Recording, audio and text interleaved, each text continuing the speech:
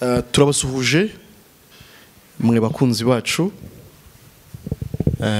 turabazirikana kandi muduhora ku mutima. Niyo mpamvu tutajya tubaburira umwanya w'ibi biganiro byiza bikora ku mitima y'ababyumva, bigakiza imitima, bikabohora benshi, bikabashyira mu mudendezo. N'uyu munsi twongeye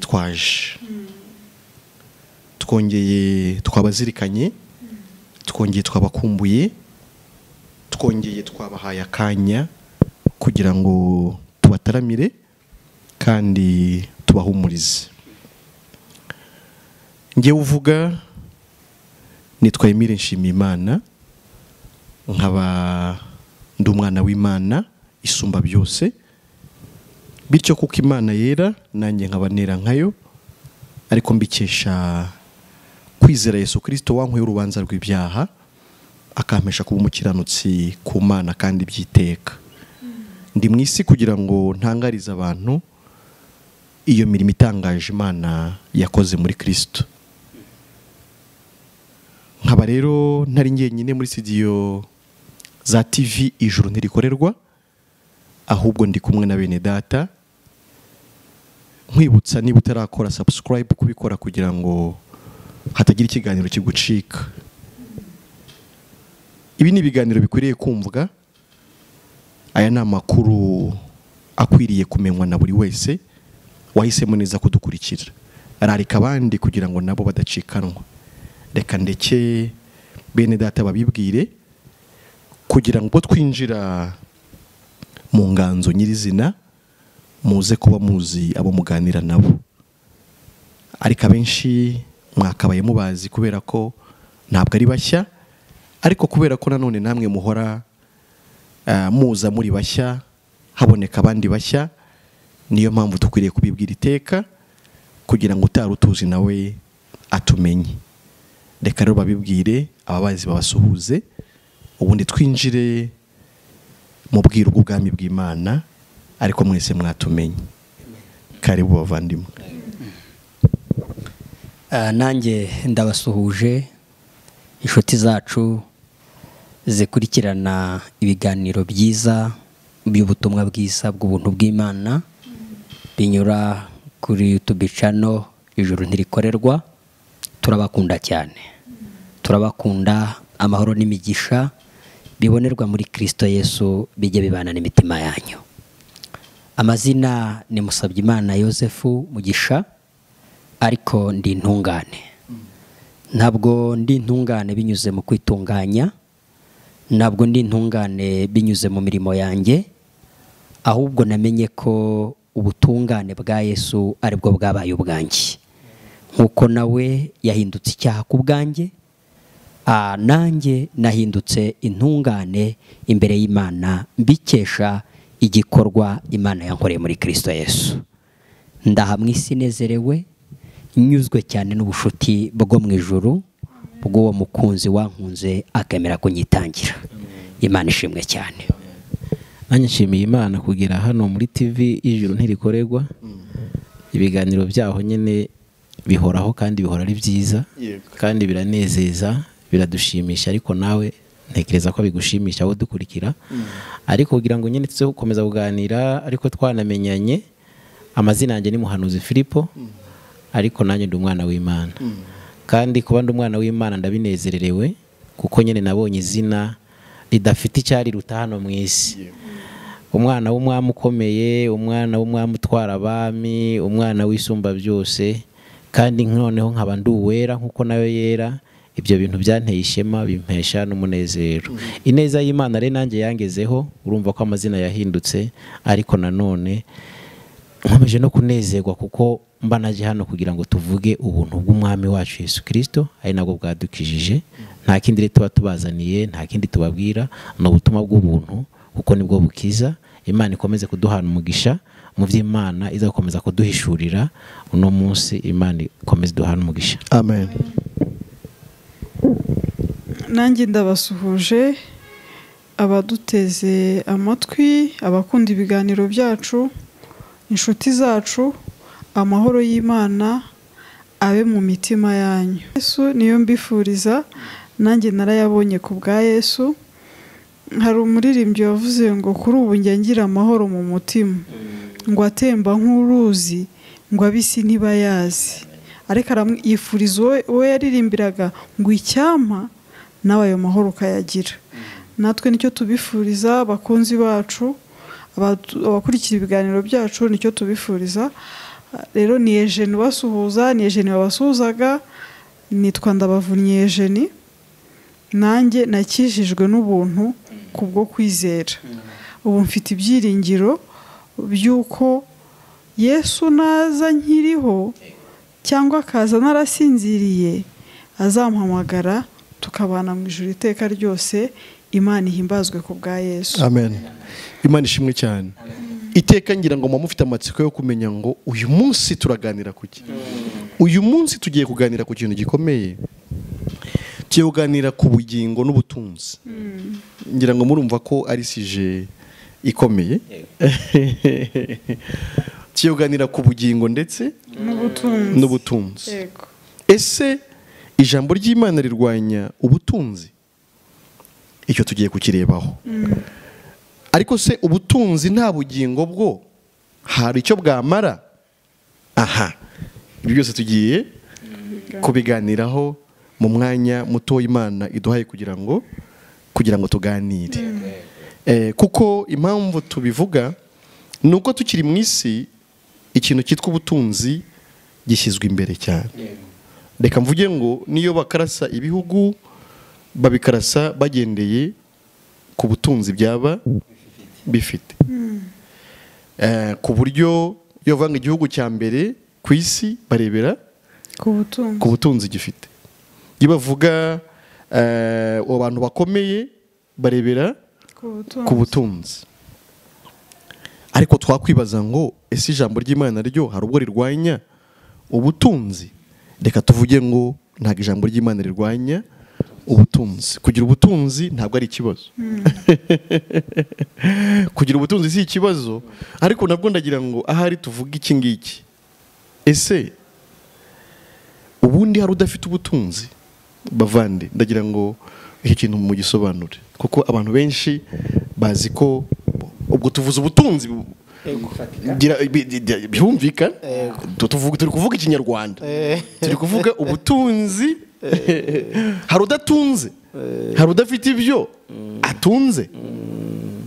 Yego, nta abantu bose bafite ubutunzi. Yego, ahubwo gusa nyine bafite ubutangana. Yego, nkuko n'abantu nabo batangana. Abaho barebare hakabaho n'abagufi. Yego, ariko buri wese afite ubutunzi. Yego, kuko impamvu buri wese afite ubutunzi nuko afite uburyo abayeho. Kandi uko abayeho abayeho nyine ku giti cye. Nubwo nyine habaho kuba washaka kubaho nka mugenzi wawe, ariko by'ukuri wemeye kubaho nk'uko ubayeho, ubwo nibwo butunzi bwawe urabufite. Kuko nitugenda mu ngero z'ibihari, nuko uri bugere ku ufite uwo waruzi ngo afite byinshi mugenzi wawe, ntabwo azakwemera ko afite byinshi, arakubwira ko afite bikeya. Ubwo rero numva kugira ngo umenye ko ufite ubutunzi, wamenya ibyo bike byawe ufite, nawe wenda akamenya ibyo byinshi byo afite, ko aribwo butunzi. Ubwo rero muri rusange umuntu wese afite ubutunzi. Reka twongereho iki dukomeje ikiganiro. Ikiganiro kiraza kuba cyiza cyane. Twe turasobanura ibintu byinshi abantu bakeneye kumenya. Reka nongereho iki ngiki. N'ibyo abantu bose batunze babitungiye abandi. Ibyo abantu batunze babitungiye abandi. Reka mbivuge mw'ayo magambo. Iyo nabonye ndamutse nakoze nkabona miliyoni 50, n'urugero ngashaka kubaka, reka meretse kubaka, ngashaka kugura ikibanza, ndafata muri za miliyoni 50, mfatemo miliyoni wenda 10 cyangwa 15, ngende nyaho umuntu ampereze cya kibanza. Kugeza ubwo miliyoni 50 hari harimo 15 nagombaga guha uwo muntu. Bigaragaje rero ko amafaranga nari mfite n'ubundi nari nyafitiye abandi ariko n'uwari ufite ubwo butaka nawe yarabumfitiye.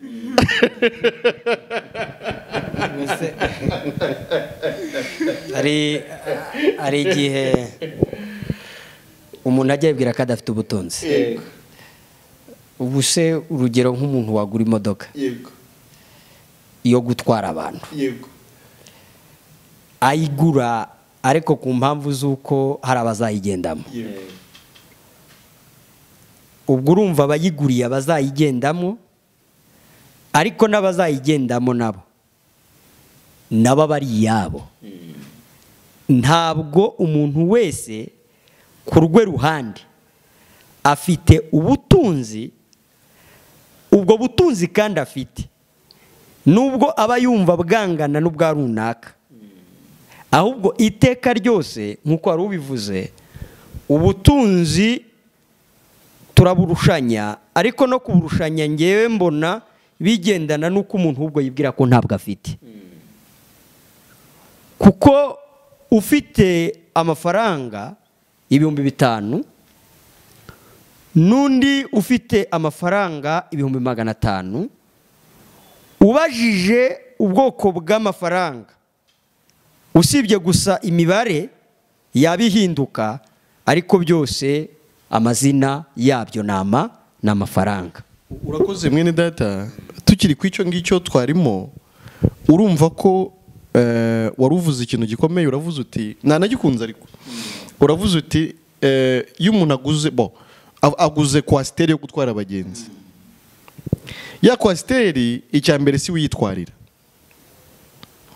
arayishyiraho umushoferi, aho bakenera konvoyeri hari aho bidakenerwa, bijyanye na sisiteme zikoreshwa z'ikoranabuhanga, hakaba hari uburyo bwo kwishyura budakenera konvoyeri. Ariko ya mafaranga aguze ya modoka akayishyira hariya, ahise ahereza akazi umushoferi wo kuyitwara, ugomba kurya kuri ya modoka. Uwo mwanya ahaye abo kuyoza akazi ko kujya bayimwogereza, udasize abakanishi bo kuyikora mu gihe yapfuye, udasize n'imisoro izatanga izagirira inyungu buri muntu wese mu gihugu. Turagaruka tuvuga ngo n'ibyo umuntu atunze byose burya bifitiye abandi.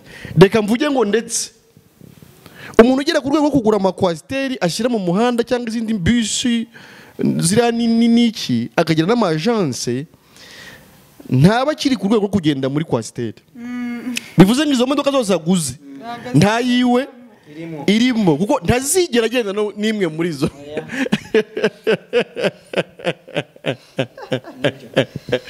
Ibyo rero umuntu avuga afite byose abifitiye abandi.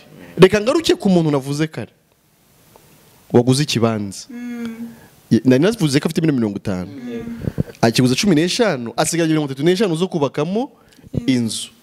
Ese iriya nzu tubwizanyije ukuri azayiyubakira? N'ubundi ntabwo ari buri buyiyubakire, arashaka umwubatsi. Niba we atari we, arashaka umwubatsi. N'ubundi kuri za miliyoni 35 zisigaye, wa muntu ugiye gupatana kubaka iyo nzu harimo ayiwe. Noneho we apatane kuyubaka, nawe yenda arapatana yenda miliyoni bitewe n'ibiciro uko bimeze ku isoko. Ariko nawe muri yandi yapatanye harimo ayazaha abafundi, harimo ayazaha abayede, harimo ayazaha abakapita, n'ayazagura sima. Ego, urumva byaterwa na kontra bagiranye mu gusezerana kuyubaka. Hari igihe apatana kuyubaka n'ibikoresho akabyishakisha, ugenda byarenga miliyoni tubaze ku biciro tuzi mu Rwanda. Ariko nk'uko yarabaje tese uriya muntu azayiyubakira? Ntabwo nyine yiyubakira. Yewe naho yaba ari umwubatsi, n'ubundi ntabwo byose ari uzabikora. Azakenera abaponda sima, akenere abayifata bayijyane ku cyubakwa, akenere abatwara amatafari akeneye n'abajya kuzana amatafari bakayakura mu birombe, abo bose niko azabaha ya mafaranga. N'ubundi usange nyine mu by'ukuri za miliyoni 50 azitunze, azaryaho make, ariko n'abandi benshi bazayarya. Gaho gada, gaho za miliyoni 50 rero akizibona zikibumbye yahoze agira ngo nize naho yarazifitiye abandi uruhererekane. Ubwo tuvuge ngo ubutunzi bwo mu isi yego ni rusange. Okay. Ni rusange. Yego. Abantu bose barabusangiye. Barabufite rwose n'ubwacu. Nyine mba mbona ko urugero hari mwavuze nka bisi. Yego.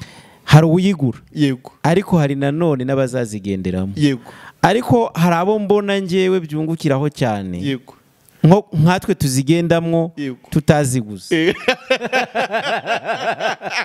Niba yarashoye miliyoni 20 mugiye kwirata ahubwo ngiye kuvuga uburyo duhendukirwa n'uburyo tuyigura ikaba iyacu kandi gatuyigura ibiceri ukaba ufite 400 yawe kavuga ati ndashaka kuva Nyabugogo ngiye mu mujyi, ugasanga imodoka ihanaguye neza, ipine ririho, ntuzi ngo rifite ibihe bibazo, ntuzi ngo shoferi ngo ahembwa ngahe, ntuzi ngo niyo usanze idahanaguye intebe uteza ikibazo uti iyi ntebe ko idahanaguye. Ariko undi yaguze ya modoka we hana habari ntazi n'ukuntu ibyo bintu byagenda, yaraguze aratugurira. Nukuvuga ngo rero mbabona ahubwo ni natwe dufite n'inyungu nyinshi kuko nitubazwa y'umushoferi, nitubazwa y'umukanishi, rero ubutunzi natwe tuba tubufite. Numva imodoka ibihari. Reba umuntu, reba umukozi wo mu rugo. Yego. Reba umukozi wo mu rugo uburyo aba ari boss. Ibyatetswe, ibyahashywe ni ubanza no kubimenya uko bimeze, ni ubiryaho mbere. Buri kimwe cyose kibonetse mu urugo nawe akibonaho. Ukwezi kwashira kandi agahembwa. Agomba gushakirwaho aryama, akagaburirwa, agahabwa amazi yo koga, agahabwa umuriro ntamenya ko washize, ntabwo bimureba, amakara ntamenya ibyuko yashize ntibimureba, agakorerwa buri kimwe cyose kandi byarangira akaba agomba guhembwa. Urebye ahubwo wasanga ari nawe chef. Yego. Nabivuze numva ko ari ufite byinshi. Uzi inyama ya mbere uzi ko ari uyumva mu mavuta, uzi ko n'umushoferi w'imodokari icyayi mu gitondo kandi yavuye mu mafaranga yakorewe muri iyo modoka niwe ubanza kuginywa.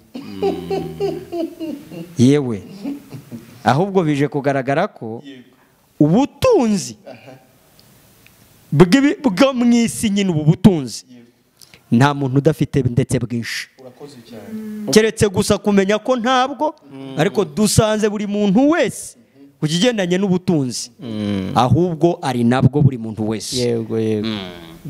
None se urabona wa muntu twavuze ugaragara nk'ufite amafaranga mu buryo busanzwe, uriya muntu akeneye umuneke kandi ntawuhinga. Akeneye ikijumba kuko nta muntu utunze amafaranga ku buryo yayaryaho. Avuga ati nzatungwa n'amafaranga gusa kubera ko ndayafite. Ajya abyuka mu gitondo arya 2 z'igihumbi azida saa sita ndarya 5 kubera ko ari saa sita nimugoroba aho ndikuziye 500 n'ubundi arabaza ngo ibishyimbo byahiye, umwumbati wabonetse. Noneho kandi ibyo bintu ntabihinga. Bivuze rero ngagomba kurekura kuri ya mafaranga akayohereza umuntu ugira ute uhinga ibyo bintu akabimuha. Ari uwahinze nawe yahingiye abandi, ariko n'uwakoreye amafaranga nawe yayakoreye kubw'abandi. Ese ubwo ninde mukire ninde mukene? nta mukire nta mukene, ahubwo bose ni ukuri. Ukurikije ukuri bose barangana. Ukurikije ukuri bose barangana. Kuko nukora matera nawe azikorera kugira ngo none ufite amafaranga yajya yasasa, yayasasa se akayayisasira. Akeneye kugura matera no kugura amashuka yo kwiyorosa. Ntiyakwisasira ya 5, ntiyakwisasira ya 5 ngo yiyorosa amadolari. Oya, mbese ni ukuvuga ngo ibintu byose hano mu bigendanye n'ubutunzi, umuntu wese atunze ubutunzi ariko abutungiye mugenzi we. Ahubwo ikindi numvishe cyiza, nanone buri wese yishimire ko anagira uruhare mu kubaho kw'abandi, yaba abizi cyangwa atabizi, yaba azi ngo we ni umukene kubera ko we yorora agahene akanahinga ibishyimbo n'ibigori, ariko amenye ngo abantu bakeneye kawunga iva muri bya bigori ni benshi, abantu bakeneye kuzajya kuri bya bishyimbo ni benshi.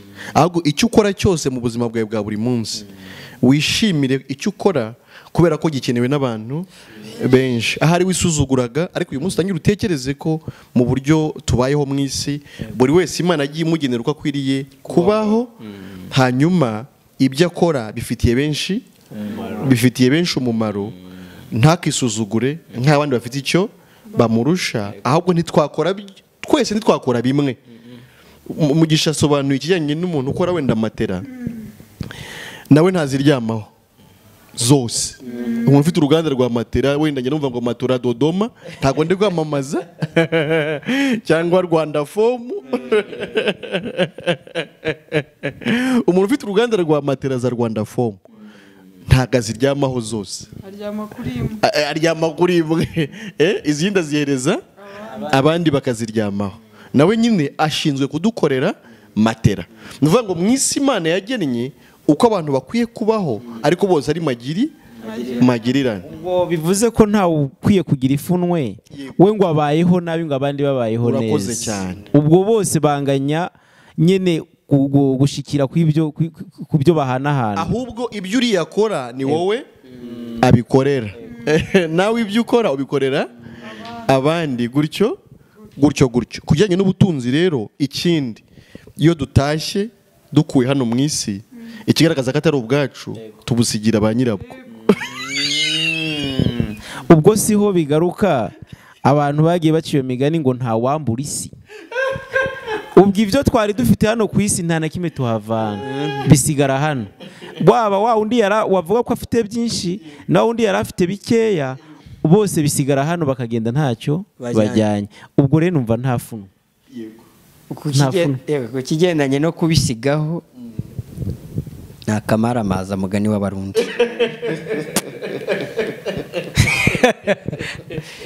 Kubera ko igihe cyo kuva mu isi kigeze nk'uko Imana yakigennye, ntabwo biri buze kureba ngo nari mfite vewiti, ntibiri buze kureba ngo mpinga ibigori, ntibiri buze kureba ngo byari byeze.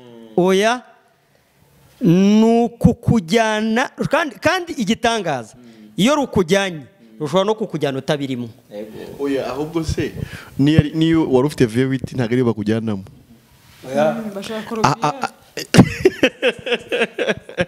Hari izagenewe abantu bose, ubwo uhita ujya muri rusange. Mperuka Rusororo nari natabaye mu minsi yashize, ariko nta na vewiti uhasanga. Icyo nshaka kuvuga ni uko n'ab'imibiri yabo iruhukiye hariya, nta modoka zabo zihari, nta n'amazu yabo ahari, ahubwo bose bacumbitse hamwe n'abandi bose. Bigaragaza rero ko iby'isi tubisigira ba nyirabyo, umuntu akagenda nk'ikigaragaza ko nta kintu twazanye, nk'uko ijambo ry'Imana bivuga, ntaricyo tuzakura mu isi. Igikomeye kuruta ibindi nicyo tuzajyana. Nge ndumva ariko n'ubundi umuntu wese udukurikira, tubeho twese mu by'ukuri nk'abatitekereza ko hari icyo turusha abandi, n'icyo twakwibwira ko dufite tugifite kubwa ku bw'abandi sibyo n'uwiga akamenya ubwenge bwinshi abumenya kugira ngo abukoreshe ku nyungu rusange z'abandi bantu icyo dufite cyose tugifitiye abandi ndetse ndi umukozi w'abandi ku cyo mfite umukozi rero ntaruta shebuja niba ngomba kumenya iby'imodoka ziza gutwara abantu ari njye nyirazo nkamenya ko ziri ku murongo nta kibazo zifite ndi umukozi w'abo ngomba gutwara ubwo rero ntabwo umukozi aruta shebuja he kugira uwirata ariko turenga tubabwira ikiruta ibyo byose kubera ko tubonye ko ibyo nta n'ubirusha undi ko abantu bose tubisangiye turenga ngo tubabwire ikiruta ibindi cyoho tuzanambukana dusezeye ku isi tukakijyana turifashisha amagambo yo muri Luka 12 umurongo wa 13 kugeza kuri 21 tuharebe komeze tuganire cyane ko tugeze na kure Luka igice cya 12 umurongo wa 13 kugeza ku wa 21 hagira udusomera handitse ngo nuko umuntu umwe wo muri iryo teraniro aramubwira ati mwigisha bwira mwene data tugabane imyandu nawe aramusubiza ati wa mugabo we ninde wanshyizeho kuba umucamanza wanyu cyangwa ngo ngabanye ibyanyu arababwira ati mwitonde kandi mwirinde kwifuza kose kuko ubugingo bw'umuntu butava mu bwinshi bw'ibintu bye nuko abacira umugani ati hariho umukungu wari ufite imirima irumbuka cyane nuko aribaza mu mutima we ati ndagira nte ko ntafite aho mpunika imyaka yanjye aribwira ati ndabigenza ntya ndasenya urugarama rwanjye nubaka urundi runini aba arimo mpunika imyaka yanjye yose n'ibintu byanjye nibwo nzabwira umutima wanjye nti mutima ufite ibintu byinshi bibikiwe imyaka myinshi ngaho ruhuka urye unywe unezerwe ariko Imana iramubwira iti wa mupfu we muri iri joro uranyagwa ubugingo bwawe ibyo wabitse bizaba ibyande niko umuntu wirundaniriza ubutunzi amera atari umutunzi mu by'Imana. Amen. Imana ishimwe cyane.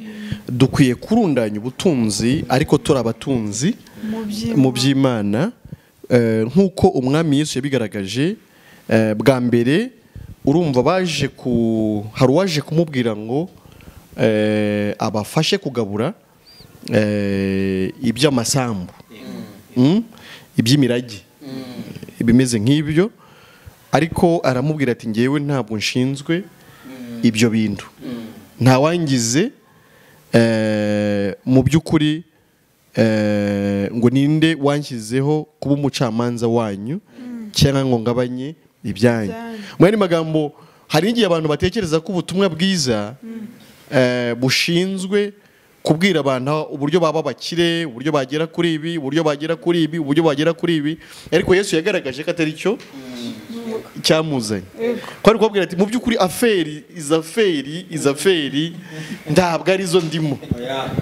Natwe muzajya mubona tutibanda ku bintu bya hano nuko nta wadushinze ako kazi.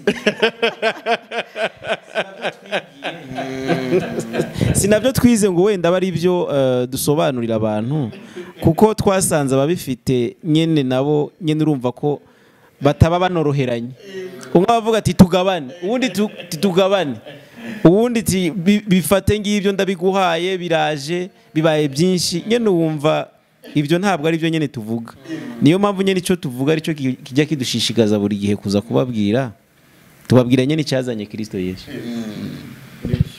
Urumva rero ko mu by'ukuri nta wadushyizeho kugira ngo duce imanza z'ibintu z'ibintu bya hano kubona ibi kubona na biriya kugwiza ibi kugwiza na biriya. Cyakora twababwiye gusa tugitangira iby'ubwenge bw'Imana buhishura bigaragaza ko Imana yabishyizeho kugira ngo bitunge abantu bibabesheho, kandi abantu bose barabifite ku rugero runaka.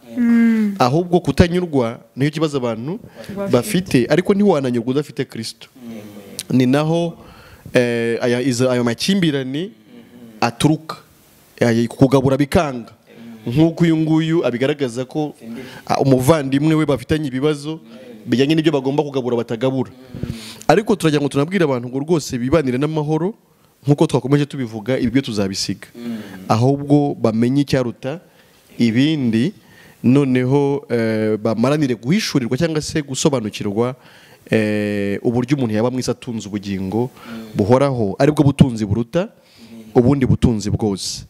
Hanyuma rero aca umugani w'umuntu wari wejeje imyaka myinshi ariko nabwo bimubana ibibazo, nk'uko umukene witwa umukene kubera ko adafite byinshi, iyo twagiye tubisobanura ariko kare tugaragaza ko nawe atari umukene nuko atabizi, abarira ko afite bike. N'umukire nawe wari ufite ibibazo hano ari kwibaza ati ko noneho bimbanye byinshi ndabigenza gute? Agiye muri projet yo gusenya ibigega bya mbere kugira ngo yubake ubundi nicyo cyitwa ubukire, n'ubundi ni uguhora mwizo kandi nk'uko twabivuze nta nubwo ibyo ari gusenya yongera yubaka ibindi. Mu by'ukuri ntabwo uyu muntu afite inda yo kurya ibyo bintu byose byabuzeho bikwirwa ahubwo ari kubyubakira abandi. Igihe kizagira bishore ku isoko, ufite igihumbi cye agure, nimba ari ibishyimbo simbizi, niba ari ibigori simbizi, buri wese abiboneho. Uyu rero ni umukozi w'abandi nk'uko twagiye tubisobanura, sibyo? Ariko Yesu yakomeje amuvugaho n'ibindi bintu, agaragaza ko nubwo yarazi ubwenge bwo gushaka ibya hano no kubirundanya, ariko ko hari ikindi atari yaramenye. Ndagira ngo dukomeze tuganire n'abadukurikiye kugira ngo nabo bataza kugwa mu mutego wo kurundanya ibya hano bazasiga, ariko bakayoberwa iby'iherezo ryabo. Yego muvandimwe. Uvuze utyo nkomeje gutekereza kuri aya magambo. Hari igihe umuntu yibwira ko ubwinshi bw'ibyo atunze bishobora kumuviramo inzira yo kuronka ubugingo buhoraho. Ibi bijya binabaho cyane ku bagiye ku byo gutanga mu masinagogi, akibwira ko nubwo abifite ariko ashobora kubitanga hari bikazariha ikiguzi cy'ubugingo buhoraho, ariko kandi ntabwo bishoboka, kuko hano Yesu yavuze ngo mwirinde. Mwirinde ku murongo wa 15 avuga ngo ariko aramubwira ati mwitonde kandi mwirinde kwifuza kose, kuko ubugingo bw'umuntu utava mu bwinshi bw'iby'umuntu, mu bwinshi bw'ibintu bye. Ubugingo buri umwihariko, ubugingo buri ukwabwo, ku buryo kugira byinshi, gutunga byinshi, kwitwa runaka, kugira ibi n'ibi, ku kigendanye n'ubugingo ho nta ruhari nuru na ruto ubutunzi bushobora kugira ngo umuntu aronke ubugingo buhoraho. Tukiraho se reka mvuge iki ngiki. Yego. Buriya uwashaka ntiyavuga ko atari n'ubugingo buhoraho gusa. Yego. Ahubwo n'ubugingo bwa hano. Hari umuririmbyi uvuga ngo ubugingo dufite mu isi busa n'ibiba n'isarura, ubibira mu mubiri we ntiwuzasarura kubora.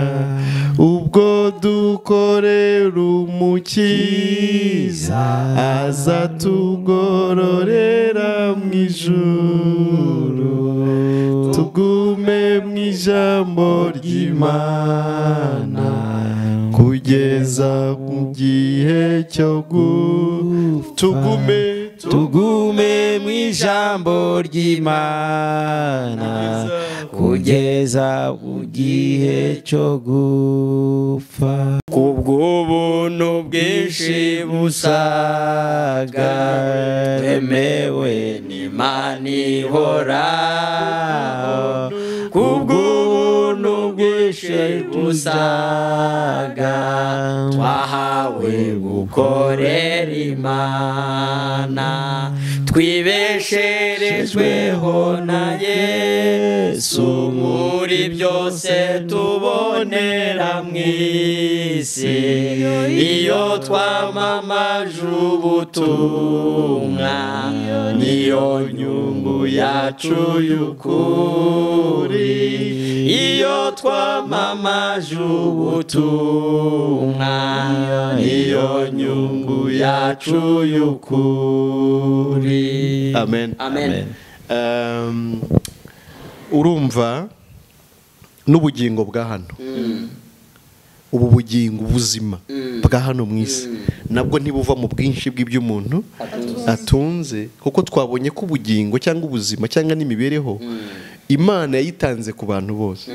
Kubisobanukirwa biguhwanirizwa no kunezererwa kubaho, kubera ko utangira kubona ko nk'uko wabitekereza utari umukene, utangira kubona ko abo watekereza ko ari abakire nabo atari abakire nk'uko wabitekereza.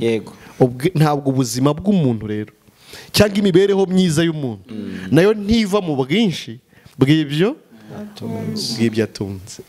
cyane ko umuntu niba ijambo ry'Imana ribivuga nk'uko byanditse muri Yobu mugeze no kubivuga, yego, niba umuntu aza muri iyi si nta kintu azanye, yanasubirayo agasubirayo ntacyo ajyanye.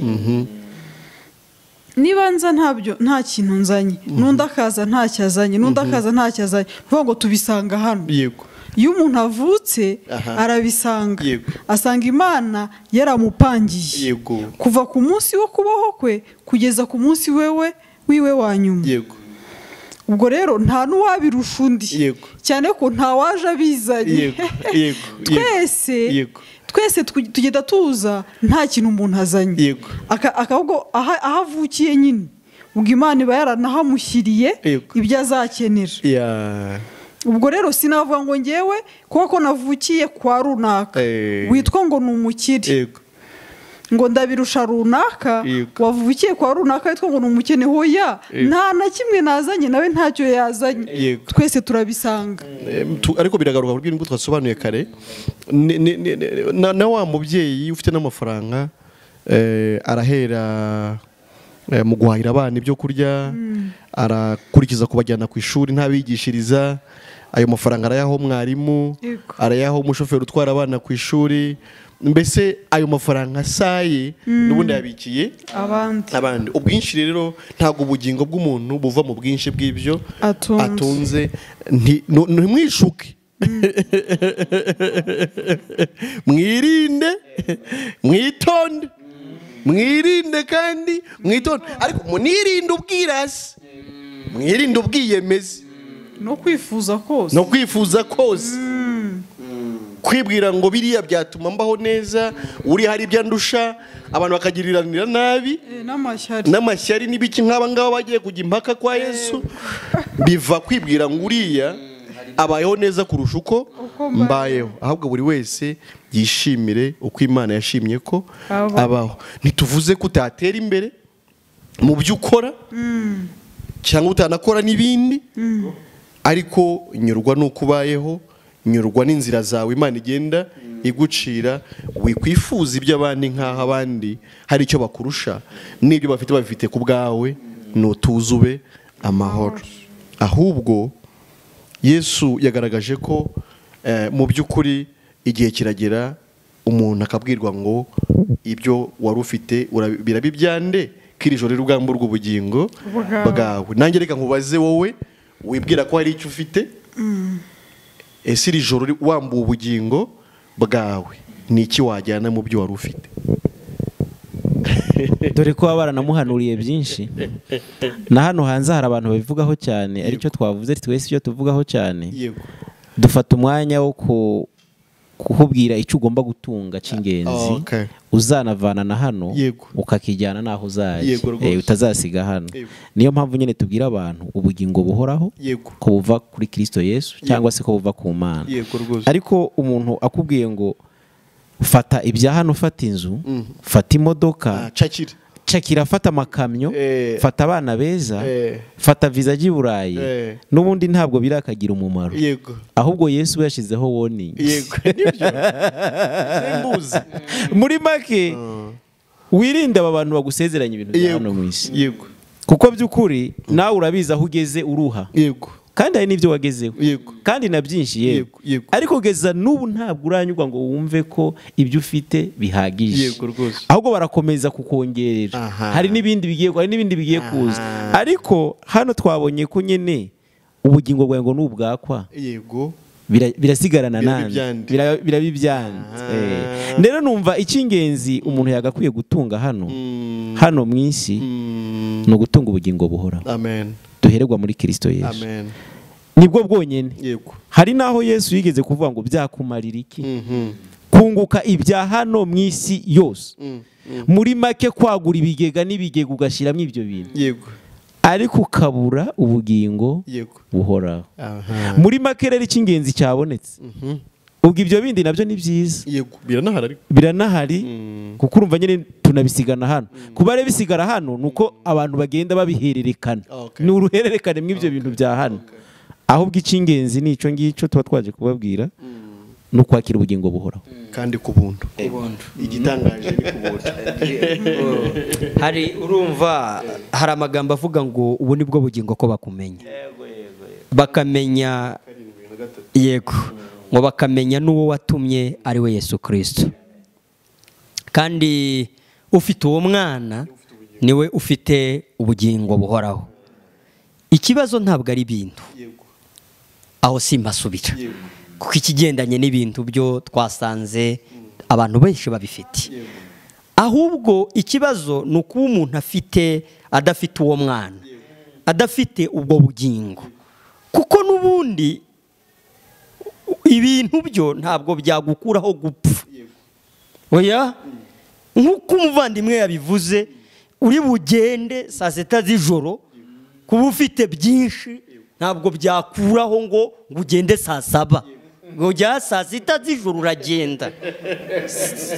uragenda tu kuba mu by'ukuri hari ukuntu ufite titire runaka ntibishobora gukuraho igihe cyo kunyagwa mbese ni ukuvuga ngo ntibishobora guhindura igihe cyo kugenda ko umuntu wese agomba gupfa umuntu wese agomba kuva muri iyi si ahubwo igifite icyo kivuze ni ukugira ubugingo buhoraho kandi ubwo bugingo buhoraho ni Kristo Yesu kandi ubwo bugingo Imana yarabutanze icyo ni ikintu Imana itagundiriye turi hano tunababwira ikintu Imana yatanze ko itigeze ikigundira yemeye kugitanga igitangiye ubuntu itanze Yesu akaza mu isi ayaza mu isi akishyiraho ibyaha byawe wowe udukurikije kugira ngo ibyo bintu byizere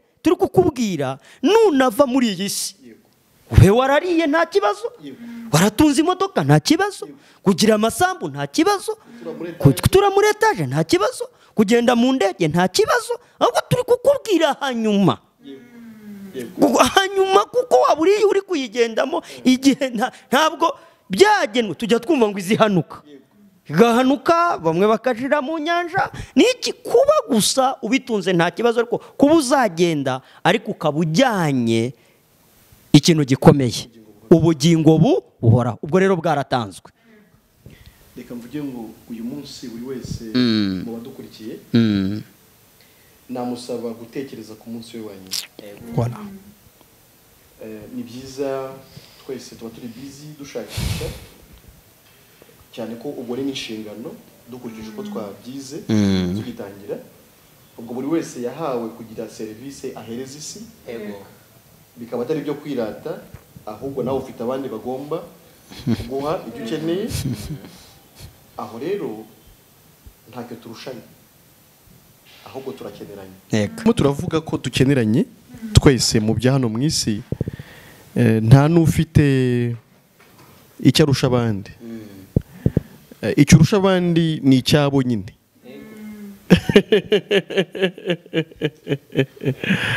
icyo urusha abandi ni icyabo niba ugifitiye ku buryo ntacyo kwirata dufite kijyanye n'ibya hano, ahubwo ndagira ngo buri wese urwego rwose mu cyubahiro cyawe,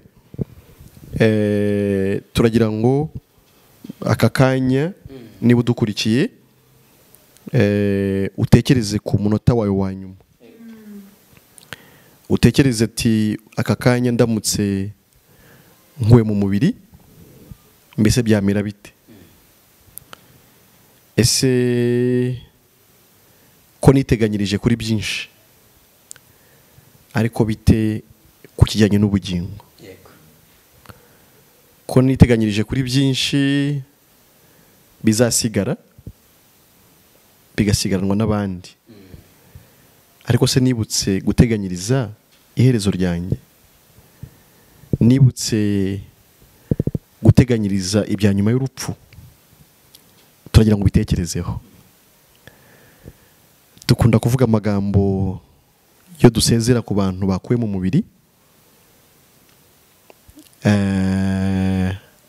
amagambo y'agahinda, amagambo y'akababaro, ariko turagira ngo wowe uzatahe neza ugiye mu ijuru, ntituzashidikanye ku gutaha kwawe, kuko natwe muri serivisi twahawe gutanga hano mu isi harimo serivisi y'ubugingo, tukanahamya ko ari serivisi ikomeye kubera ko idutegurira aho tuzabiteka. Niyo mpamvu dufashe aka kanya kugira ngo tugusabe utekereze ku Mana igihe kitarakurengana, utekereze ku iherezo ryawe igihe kitararenga, utekereze ko umunsi umwe tutazi nawe utazi, ku isaha runaka, ku munota uzasezera ku inoze, ariko uzaba ugiye he? Nicyo kibazo. Byaba bitubabaje cyane, byaba bibabaje utagiye mu ijuru kandi yaratanzwe ku buntu. Abaroma 6:23 haravuga ko kibe mu by'ibyara urupfu, ariko impano y'Imana n'ubugingo buhoraho muri Kristo. Yesu yapfuye kugira ngo ntuzapfe rubi, yababajwe kugira ngo ntuzababazwe ukundi. Yesu yashenjaguwe kugira ngo akunge n'Imana, bityo uzabane n'Imana amahoro, yaba mu isi, kuko nta mahoro y'umunyabyaha, yahindutse icyaha kugira ngo uhinduke umukiranutsi, ubane n'Imana mu isi amahoro, ariko na nyuma y'ubuzima bwa hano uzabane nayo iteka mu munezero udashira. Kanguka, isi ye kuguhuma amaso, tekereza ko utazaba hano iteka, utegure ibyaho uzabiteka ryose. Turagukunda nk'abavugabutumwa bwiza dukorera kuri Ijuru Ntirikorerwa TV, turabakunda cyane. Nta yindi mpamvu turi hano, ntituri hano kugira ngo tube popular tumenyekane, turi hano kugira ngo tubabwire Yesu we cyamamare, we mutanga bugingo, ubasha kubeshaho. Muririmbye avuga ko ubugingo bubeshaho abacunguwe ba hose, turagira ngo bukubesheho hano, ariko buzanakubesheho iteka ryose. Bene data rero turagira ngo nabo babasezereho, bababwira icyo babifuriza, ikiri ku mitima yabo, ubundi dusoza ikiganiro. Manishimwe icyo mbifuriza, hari akaririmbo abantu benshi bakunda kuririmba ngo iyaba wari umunyabwenge wakakwita ku iherezo ryawe, ariko ngewe icyo wifuriza nuko Kristo ariwe wakubera iherezo. Yego yego. Kubera ko ni Alpha kandi akaba na Omega. Ufite Yesu ntabwo agira iherezo ribi. Kandi mu by'ukuri ubeho mu isi, ariko uzi neza ko izina ryawe ryanditswe mu gitabo cy'ubugingo. Amen. Ubwo Yesu azaza ahamagara amazina yawe hose mu gitabo cy'ubugingo, ubu uri mu isi iri kudashidikanya. Njya numva hari ababa bari gushidikanya ngo mbese izina ryanjye ryanditswe mu gitabo cy'ubugingo, ngo umwami ngo ubimbishurire kugira ngo menye ko nkwiye kwifata, hato ntazishukaho nkibeshya ubugingo ibyo ni ikinyoma ariko umuririmbyi ukuri yaririmbye ngo ubwo azazahamagara ubwo azazahamagara